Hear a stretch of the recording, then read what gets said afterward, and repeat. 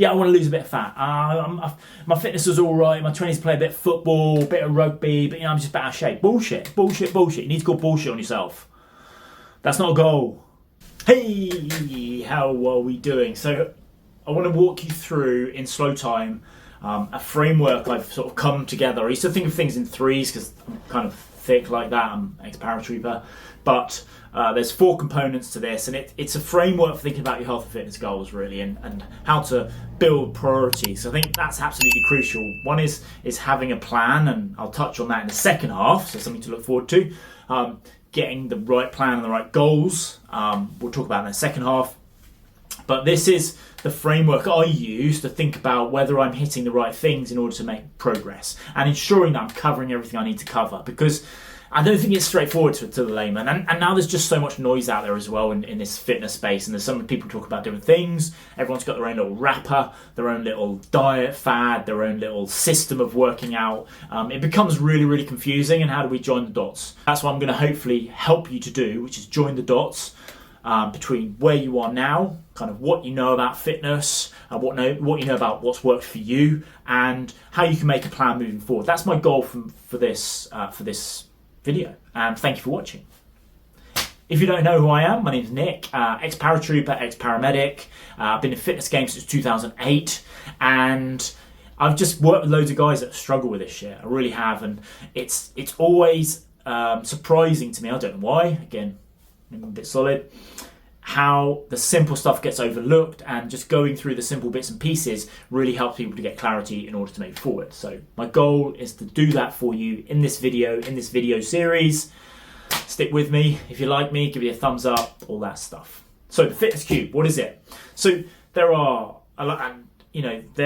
lots of different factors to your health and fitness, but I think we need to start by simplifying things, or making things simple, in order to then take action. So these are what I think are the priorities and the right labels and boxes to think about putting things into when you're thinking about your fitness journey. Let's start with the simple ones. So let's start with here, S, which stands for strength. Okay, then we've got here endurance, then we've got here nutrition, and the last one, which funnily enough is the one everyone forgets about, and then you get your aches and pains, is your mobility. So these are the buckets I think most things fit into, if I'm honest. And if we're hitting these 4 points, I think you're going to be in good shape. I'm not suggesting this is everything, and I'm really keen to understand your feedback and understand what the gaps are and what's missing. I'm always open for a dialogue, but this is what I found to be a way to dilute it down to build that framework.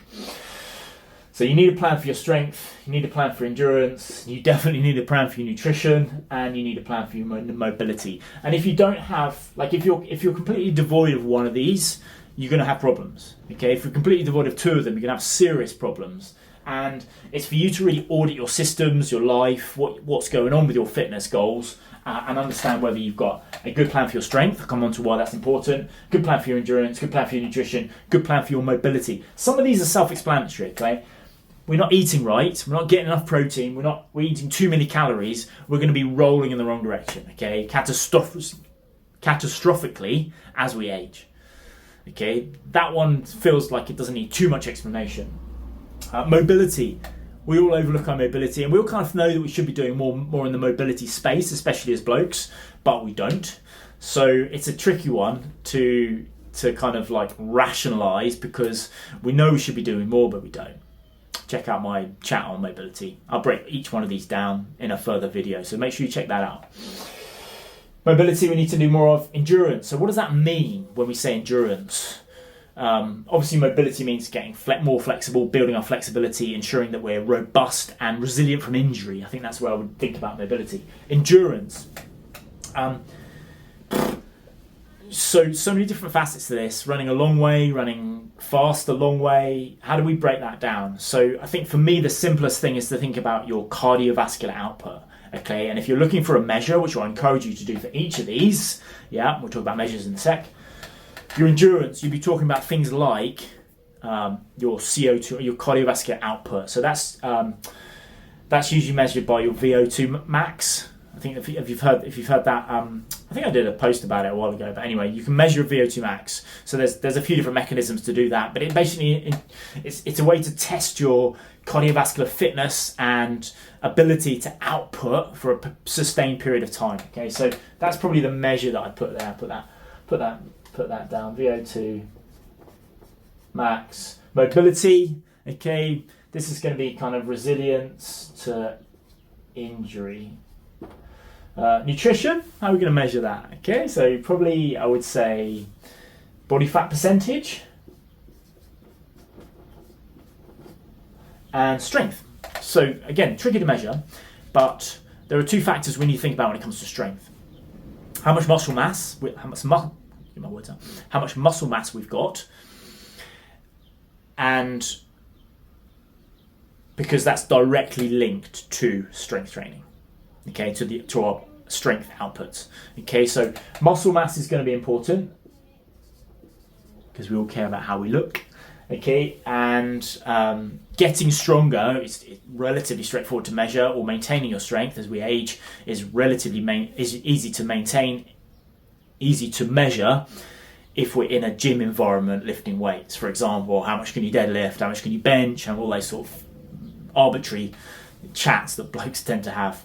But yeah, there's a few measures we can use for strength. I would say like muscle mass, which I guess you could utilize as a ratio against your body fat, so you could link those two.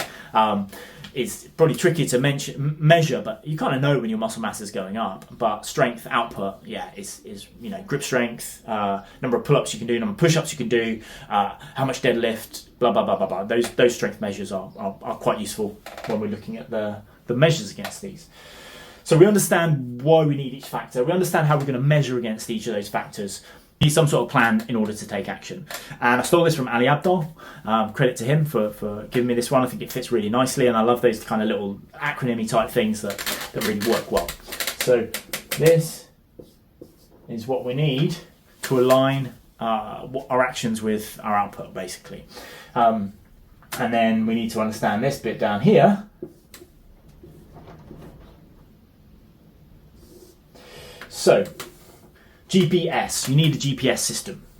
Otherwise you're not going to know where you're going, right? Turn on the computer, turn on the car, get in it, type in your location, Google Maps, that is a GPS system, it's going to take you where you want to go.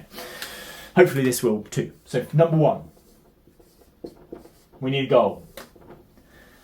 Yeah, you need a goal. And the more measurable the better. However, people really get blurry when it comes to goals, and it's something that I'm not sick of talking about it because I like talking about it, but it's just the same conversation over and over and over again. Yeah, I want to lose a bit of fat. My fitness is all right. My trainees play a bit of football, a bit of rugby, but I'm just out of shape. Bullshit. You need to call bullshit on yourself. That's not a goal. Measure something, your body fat, your weight, understand where it needs to be real with yourself, set a goal, and put a time frame against it, okay? That's your goal. P. What does P stand for? Plan.